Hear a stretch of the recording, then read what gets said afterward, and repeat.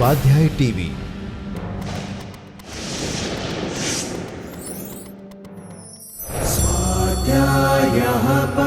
Doctor Baba Saheb Ambedkar open university.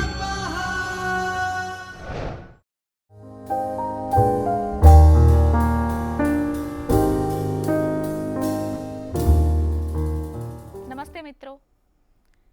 અર્થશાસ્ત્રમાં હંમેશા વળતર વિશેનો વિચાર કરવામાં આવે છે.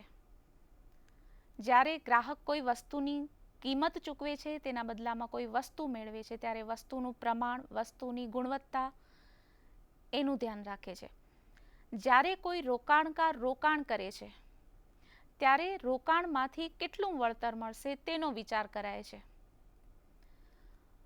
આ રીતે જ્યારે વળતર મળે છે તેના વિશેના અલગ અલગ નિયમો હોય છે. આજે આપણે અભ્યાસ કરવાનો છે ઘટતા વળતરના નિયમનો. ઘટતું વળતર, જ્યારે આપણે વળતરનો વિચાર કરીએ છીએ ત્યારે ત્રણ એમાં બાબતો ખાસ ધ્યાનમાં રાખવાની હોય છે કે જ્યારે રોકાણ કરવામાં આવે છે ત્યારે એક તો રોકાણ જેટલું કર્યું હોય તેટલા જ પ્રમાણમાં વળતર મળે છે, જેને આપણે સતત વળતર કહીએ છીએ. બીજો એક વળતરનો નિયમ થાય છે વધતું વળતર, એટલે કે જેટલું રોકાણ કરવામાં આવ્યું હોય તેનાથી વધારે વળતર મળે, તેનાથી વધારે નફો મળે. ત્રીજો એનો વળતરનો નિયમ થાય છે કે ઘટતું વળતર, કે જેટલું રોકાણ કરેલું હોય તેના કરતાં ઓછું વળતર મળે. એનો મતલબ એમ થાય છે કે દાખલા તરીકે કોઈ રોકાણકારે તેના રોકાણ માટે 20% રોકાણ કર્યું હોય, તેના નાણાકીય સાધનો 20% રોક્યા હોય, તો 20% જ વધારે વળતર મળે. એનો મતલબ થાય છે કે આ સતત રોકાણ છે, જેટલા સાધનો રોક્યા એટલા સાધનો પ્રમાણ વધ્યું. દાખલા તરીકે કોઈ એક જમીન છે, 1 એકર જમીન, એના ઉપર જેટલા શ્રમિકો, 3 શ્રમિકો, 1 ટ્રેક્ટર, એ બધા સાધનોથી જેટલા પ્રમાણમાં ખેતી થાય છે. હવે 2 એકર જમીન છે, 6 શ્રમિકો છે, 2 ટ્રેક્ટર છે, મતલબ કે આપણે સાધનો બમણા કર્યા. તો એનો મતલબ એ કે ઉત્પાદનનું પ્રમાણ પણ ડબલ થાય છે. તો આ ડબલ સાધનો રોકાયા તો વળતર પણ ડબલ મળ્યું, એટલે આ સતત રોકાણ. 10% રોકાણ, 10% વળતર. બીજો જે પ્રકાર આવે છે એ છે વધતું વળતર. એટલા જ સાધનો રોકવાથી વધારે પ્રમાણમાં ઉત્પાદન મળે. દાખલા તરીકે 20%નું રોકાણ કર્યું હોય તો વળતર 20%થી વધારે મળે. 25% નફો થઈ શકે, 30% કે 20%થી ગમે તેટલો વધારે. ધારો કે કોઈ 1 એકર જમીનના ઉપરાંત જમીનનું પ્રમાણ ડબલ કરે, 3 શ્રમિકોને બદલે 6 શ્રમિકો કરે, અને ટ્રેક્ટરનું પ્રમાણ પણ વધારે. મતલબ કે ઉત્પાદનના જેટલા સાધનોનું રોકાણ કર્યું હોય તેના કરતાં પ્રમાણ ડબલ ઉત્પાદનના સાધનો લગાવે છે, પણ ઉત્પાદન ડબલ કરતાં વધારે થાય છે. 1 ક્વિન્ટલ કરતાં, ધારો કે 1 ક્વિન્ટલનું ઉત્પાદન થતું હોય તો 2 ક્વિન્ટલથી વધારે ઉત્પાદન થાય. અહીંયા ધારો કે 3 ક્વિન્ટલ અનાજનું ઉત્પાદન થયું હોય તો એમ કહેવાય છે કે ઉત્પાદનના જેટલા સાધનો રોક્યા એના કરતાં વધારે પ્રમાણમાં વળતર મળ્યું. આ વધતું વળતર છે. ત્રીજો જે પ્રકાર છે એ છે ઘટતું વળતર. ઘટતું વળતર એટલે શું? કે જેટલા પ્રમાણમાં સાધનો રોક્યા હોય એના કરતાં ઓછું વળતર મળે. એમાં ઉત્પાદનના સાધનોનું પ્રમાણ ધારો કે 20% હોય, રોકાણનું પ્રમાણ 20% હોય, તો વળતર 20% કરતાં ઓછું મળે છે. એટલા જ શ્રમિકો, જમીનનું પ્રમાણ પણ એટલું જ વધાર્યું, અને ટ્રેક્ટર, મૂડી વગેરે સાધનો પણ એટલા જ વધાર્યા, પણ ઉત્પાદનનું પ્રમાણ 1 ક્વિન્ટલથી વધીને 2 ક્વિન્ટલ ન થયું. એ ધારો કે 50 જ કિલોગ્રામનું વધારે ઉત્પાદન થયું. તો આ ઉત્પાદનનું પ્રમાણ જે આપણે કહીએ છીએ કે ઉત્પાદનના સાધનો ડબલ કર્યા, પણ ઉત્પાદનનું પ્રમાણ ડબલ થયું નહીં, બમણા કરતાં ઓછું થયું. એટલે આ 3 પરિસ્થિતિ વળતરના નિયમ સાથે સંબંધિત છે. આ પરિસ્થિતિનો જ્યારે આપણે વિચાર કરીએ છીએ ત્યારે હંમેશા અર્થશાસ્ત્રીય દ્રષ્ટિએ સમયના ગાળાનો વિચાર કરીએ છીએ. કે જ્યારે વળતરનું પરિમાણ એટલે વળતરનું પ્રમાણ, પરિમાણ એટલે જથ્થો, પ્રમાણ એને પણ કહી શકાય, કે જ્યારે વળતરનું પ્રમાણ કેટલું છે એવો વિચાર કરીએ છીએ ત્યારે લાંબા ગાળાની સ્થિતિને આપણે હંમેશા ધ્યાનમાં રાખીએ છીએ કે એવી સ્થિતિ કે જ્યાં ઉત્પાદનના બધા જ સાધનો ફેરફારક્ષમ છે. કોઈ પણ વસ્તુનું ઉત્પાદન ડબલ કરવું છે, વસ્તીમાં વધારો થાય છે, માંગમાં વધારો થાય છે, એ બધાની દ્રષ્ટિએ ધારો કે ઉત્પાદનનું સાધન રોકાણ વધારીએ તો ઉત્પાદન ડબલ કરવું છે, તો આપણે એના માટે સાધનો પણ ડબલ જોઈએ.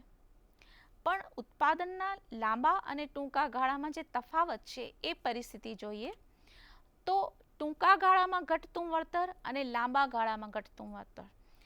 અર્થશાસ્ત્રની દ્રષ્ટિએ ટૂંકો ગાળો એટલે સમયનો એવો ગાળો કે જેમાં ઉત્પાદનનું કોઈ એક સાધન પુરવઠાની દ્રષ્ટિએ સ્થિર હોય છે.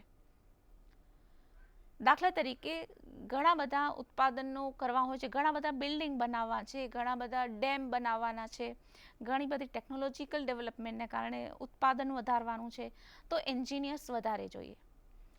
પણ એન્જિનિયર્સ તાત્કાલિક નહીં મળી શકે, એટલે ઉત્પાદનનો ટૂંકો ગાળો કે જેમાં ઉત્પાદનનું કોઈ એક સાધન સ્થિર છે. ઉત્પાદનના ચારેય સાધનોમાંથી કોઈ પણ એક સ્થિર હોઈ શકે. સ્કિલ ધરાવતા કુશળ શ્રમિકોનું પ્રમાણ તરત ન વધારી શકાય, જમીનનું પ્રમાણ તરત ન વધારી શકાય.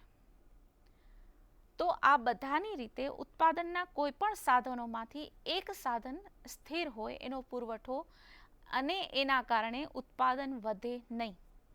જ્યારે ઉત્પાદન વધારવાનું હોય ત્યારે આપણે જે ઉત્પાદન લઈએ છીએ, દાખલા તરીકે કાપડનું ઉત્પાદન ડબલ કરવું છે અથવા તો ઘઉંનું ઉત્પાદન ડબલ કરવું છે, તો ઘઉંનું ઉત્પાદન ડબલ કરવું હોય તો જમીન બમણા પ્રમાણમાં જોઈએ, શ્રમિકો બમણા પ્રમાણમાં જોઈએ, ટ્રેક્ટર અને બીજા બધા ઇલેક્ટ્રિસિટી બધું ડબલ જોઈએ.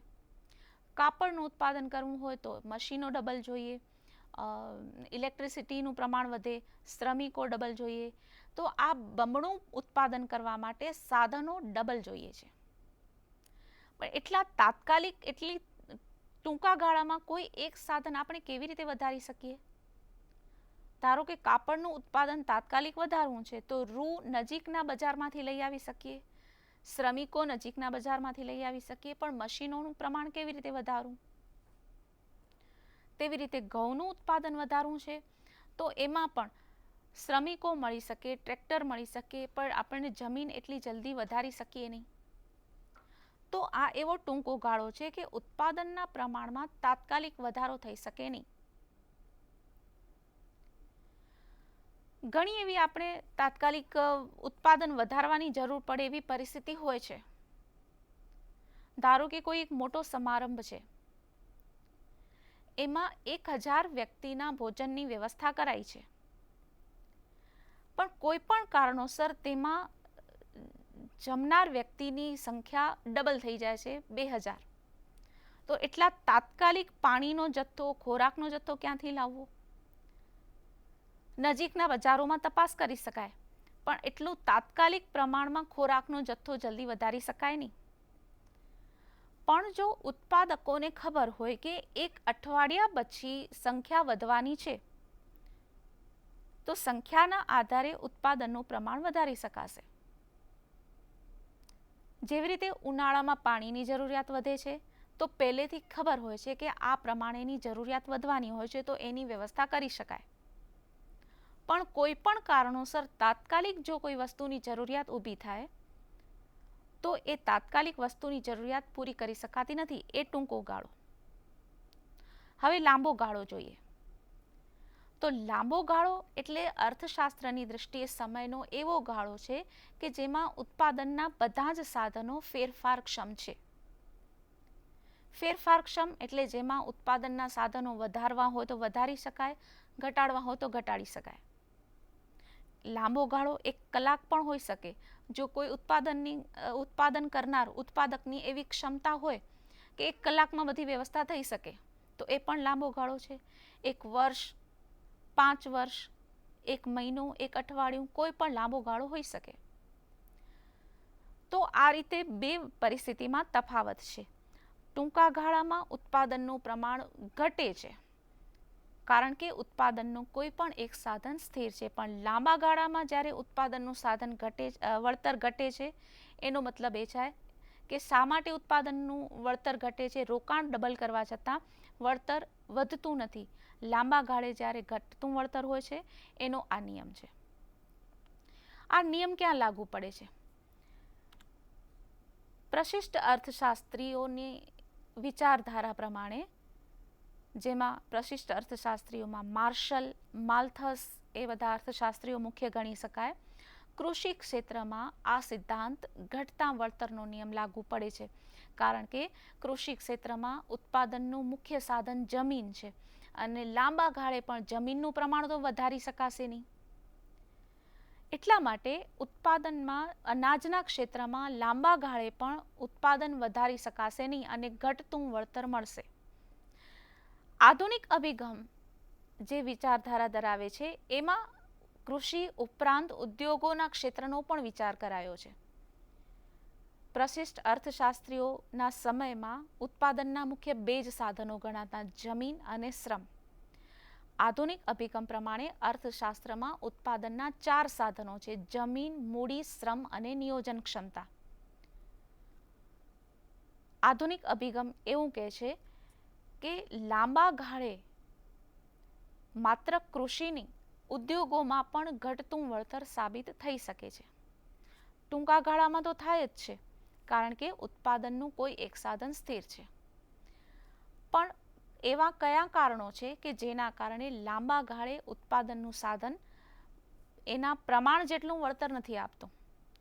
જેટલા પ્રમાણમાં ઉત્પાદનમાં રોકાણ કર્યું હોય તેટલા જ પ્રમાણમાં વળતર નથી મળતું. વળતર વધતું પણ હોઈ શકે, ઘટતું પણ હોઈ શકે અને ઓછું પણ હોઈ શકે. એટલા માટે ઉદ્યોગોનો જ્યારે વિચાર કરાય છે, આધુનિક અભિગમ માટે આ વિચાર કરાય છે, ત્યારે એ નિયમનો અપવાદ બને છે, કારણ કે અહીંયા ટેકનોલોજીકલ વિકાસનો વિચાર કરાયો છે. આધુનિક અભિગમ હંમેશા ટેકનોલોજીકલ ડેવલપમેન્ટને ધ્યાનમાં રાખે છે કે લાંબા ગાળે ઉત્પાદન વધી શકે છે. પ્રશિષ્ટ અર્થશાસ્ત્રીઓનો સમય અને આજનો સમય આપણે સરખામણી કરીએ તો એવી એક માન્યતા હતી કે જમીનનું પ્રમાણ સ્થિર હોવાને કારણે અનાજનું ઉત્પાદન નહીં વધી શકે. એના કારણે વધતી વસ્તીને અનાજ પૂરું નહીં પાડી શકાય. એના કારણે ભૂખમરો આવશે. પણ આપણે જોઈએ છીએ કે એટલી જ જમીનમાં પહેલાં કરતાં આપણે વધારે અનાજ ઉત્પાદન કરી શકીએ છીએ. કદાચ આપણે એવું પણ વિચારી શકીએ કે પહેલાં કરતાં ઓછી જમીનમાં વધારે અનાજ ઉત્પાદન થાય છે, કારણ કે પ્રશિષ્ટ અર્થશાસ્ત્રીઓના સમયમાં ઇન્ડસ્ટ્રીઝ માટે એટલી જમીનોની જરૂર નહોતી. રહેણાંક માટે જમીનની એટલી જરૂર નહોતી. સ્ટેડિયમ, વાહન વ્યવહાર કે અન્ય જે ઉપયોગો માટે જમીનનો આજે આપણે ઉપયોગમાં લઈએ છીએ, એ બધા ઉપયોગો જમીનના નહોતા. એટલે ખેતી માટે વિશાળ પ્રમાણમાં જમીન મળતી, અને છતાં એવી માન્યતા અને અનુભવ હતો કે એવો સિદ્ધાંત બન્યો કે ઉત્પાદનનું લાંબા ગાળે ઘટતું વળતર હોય છે. કૃષિ ક્ષેત્રે લાંબા ગાળે જમીનનું પ્રમાણ નથી વધતું, એટલે ઉત્પાદન ઘટતું જાય છે. આધુનિક અભિગમે ટેકનોલોજીકલ ડેવલપમેન્ટને પણ ધ્યાનમાં લીધું છે, એટલે લાંબા ગાળે ગમે તે સ્થિતિ હોઈ શકે, ઘટતા વળતરની સ્થિતિ હોય એવું નહીં. ઉત્પાદનનું પ્રમાણ વધી પણ શકે, ઘટી પણ શકે અને સ્થિર પણ રહી શકે, કારણ કે ટેકનોલોજીનો વિકાસ થયો છે. એટલા માટે આધુનિક અભિગમ એને પરિવર્તનશીલ વળતરનો નિયમ કહે છે, જે માત્ર ઘટતા વળતરનો નિયમ નથી.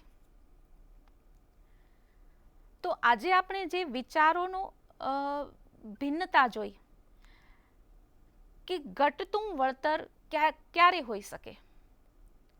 ટૂંકા ગાળામાં આપણે સ્વીકારી શકીએ, પછી એ ઉદ્યોગ હોય કે કૃષિ ક્ષેત્ર હોય.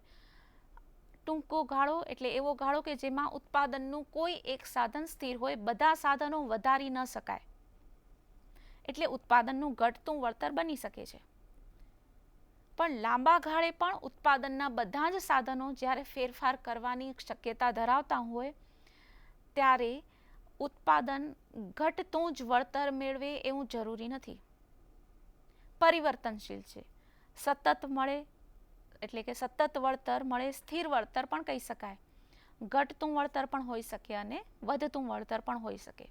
એટલા માટે આધુનિક અભિગમ પરિવર્તનશીલ વળતરનો નિયમ કહે છે. સ્થિર વળતર, વધતું વળતર અને ઘટતું વળતર આ વિશે આપણે સમજીએ છીએ. ઘટતું વળતર કેવી રીતે મળે અથવા તો સાધનોનું રોકાણ કરવાથી કેવી રીતે વળતરના પ્રમાણમાં ફેરફાર થાય છે તેના વિશે વધુ સ્પષ્ટતા આપણને આ આકૃતિ ઉપરથી મળી શકે છે. સ્ક્રીન પર 3 આકૃતિ 3 ગ્રાફ આપેલા છે, જેમાં તમે જોઈ શકો છો કે ક્ષિતિજને સમાંતર એટલે કે OX ધરી પર મૂડી અને OY ધરી પર એટલે કે ઊભી ધરી પર શ્રમના એકમો આપેલા છે. સૌથી પહેલી આકૃતિ છે સતત અથવા તો સ્થિર વળતરની. બહુ જ સાદી આ બાબત ગણી શકાય. એના પછી આપણે આગળના 2 પ્રકારો વિશે સમજીએ. એમાં જોઈએ છીએ કે 3 એકમ મૂડી અને 3 એકમ શ્રમનું સાધન રોકાણ કરીએ છીએ તે વખતે 100 એકમ ઉત્પાદન મળે છે. હવે ધારો કે આપણને ઉત્પાદન ડબલ કરવું છે, એટલે કે 100થી વધારીને 200 કરવું છે, તો આપણે ઉત્પાદનના સાધનો પણ ડબલ કરીએ છીએ. 3 મૂડીને બદલે 6 મૂડી અને 3 શ્રમને બદલે 6 શ્રમ, એટલે ઉત્પાદનના સાધનોનું પ્રમાણ બમણું થતાં ઉત્પાદન પણ બમણું થાય છે. એટલે કે આ સ્થિર વળતર છે. જેટલા પ્રમાણમાં રોકાણ થયું એટલા જ પ્રમાણમાં વળતર પણ મળ્યું. હવે બાજુની આકૃતિ જોઈએ, જેમાં સૌથી પહેલાં તો 3 એકમ મૂડી અને 3 એકમ શ્રમનું જ રોકાણ થયું છે. એ વખતે 100 એકમ ઉત્પાદન થાય છે. હવે આ એવી સ્થિતિ છે કે જેમાં ધારો કે ઉત્પાદન બમણું કરવું હોય એટલે કે 100થી વધારીને 200 કરવું હોય તો પહેલાં જેટલા સાધનો રોકવાની જરૂર નથી, પહેલાં કરતાં ઓછા સાધનો રોકવાની જરૂર પડે છે. 3 વત્તા 3 એકદમ ડબલ કરવાની જરૂર નથી, પણ બમણા કરતાં ઓછા સાધનો એટલે કે 5 એકમ મૂડી અને 5 એકમ શ્રમ, માત્ર 2 જ એકમનો વધારો કર્યો છે અને છતાં પણ ઉત્પાદન ડબલ થઈ ગયું છે. એટલે કે આ ઓછા સાધનોમાં રોકાણ વધી ગયું. ધારો કે આ સ્થિતિમાં અથવા તો આ પેઢીમાં ઉત્પાદનના સાધનોનું રોકાણ ડબલ કરીએ, જેમ કે 3ને બદલે 6 મૂડી અને 3ને બદલે 6 શ્રમ, તો ઉત્પાદન 200 કરતાં વધુ થાય. એટલે સાધનોનું રોકાણ જેટલા પ્રમાણમાં હોય એના કરતાં વળતર વધારે મળે. અથવા તો બીજા શબ્દોમાં એમ કહેવાય કે બમણું વળતર મેળવવા માટે રોકાણ બમણા કરતાં ઓછું કરવું પડે. હવે બાજુનો ત્રીજો ગ્રાફ છે જે ઘટતા વળતરની સ્થિતિ સમજાવે છે. એમાં પણ પહેલી સ્થિતિમાં તો 3 એકમ મૂડી અને 3 એકમ શ્રમનું રોકાણ કર્યું છે. બમણું ઉત્પાદન મેળવવા એટલે કે બમણું ડબલ વળતર મેળવવા માટે અહીંયા તમે જુઓ કે કેટલા સાધનો રોક્યા છે. ડબલ છે, 3 ને 3 6 છે. ના, અહીંયા 3થી વધારીને બીજા એકમો 8 એકમો લઈ ગયા છે. એટલે કે કુલ 5 એકમોનો વધારો કર્યો છે, જેમાં 5 એકમ મૂડી અને 5 એકમ શ્રમ. એટલા ડબલથી વધારે રોકાણ કરવાથી જ 200 એકમનું બમણું ઉત્પાદન મળે છે. અને ધારો કે અહીંયા જો 3માં 3 એકમ એટલે કે એક સરખું બમણું રોકાણ કરીએ, 3 એકમને બદલે 6 એકમ મૂડી અને 6 એકમ શ્રમ લઈએ તો ઉત્પાદન ડબલ કરતાં ઓછું થાય. એટલે કે બીજા શબ્દોમાં આપણે એમ સમજાવી શકીએ કે જો ડબલ વળતર જોઈએ, બમણું ઉત્પાદન જોઈએ, તો ઉત્પાદનના સાધનો પહેલાં કરતાં વધારે જોઈએ અથવા તો બમણા કરતાં પણ વધારે જોઈએ. એને આપણે ઘટતું વળતર કહી શકાય. ઘટતું વળતર એટલે જેટલા પ્રમાણમાં રોકાણ કર્યું હોય એના કરતાં ઓછું વળતર મળે. અહીંયા જો 6 એકમ રોકાણ કર્યું હોય તો ઉત્પાદન 200 કરતાં ઓછું મળશે. આ આકૃતિ આપણે વાતને વધારે સ્પષ્ટ કરે છે. આભાર. સ્વાધ્યાયઃ પરમં તપઃ.